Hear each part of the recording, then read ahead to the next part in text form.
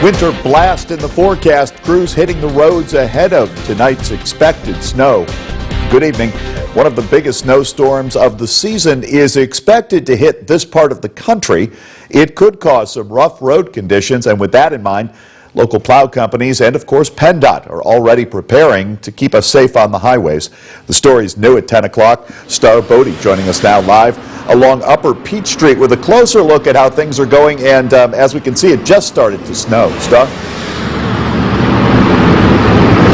Good evening, Sean. That's right. We're here on Peach Street. Road conditions aren't too bad just yet. The key word is yet. There's just minimal slush on the ground. It's pretty wet. However, we did speak to PennDOT earlier this evening, and they said that they have a long night ahead of them and they're already preparing.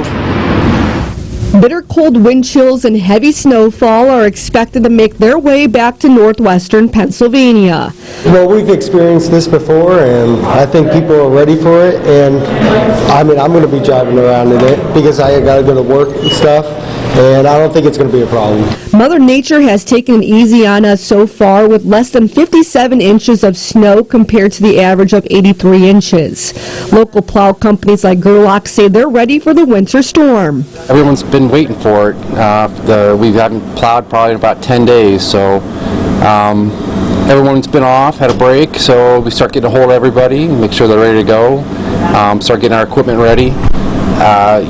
Beginning of the week when they were talking about this storm coming, we start getting servicing equipment and make sure it's ready to go for the big storm. More than 100 employees at Gerlach's are already checking equipment and making sure plows are ready to go. On Upper Peach Street, PennDOT is preparing pounds of brine and salting the roadways across the county. The garage did a good job getting trucks ready to go.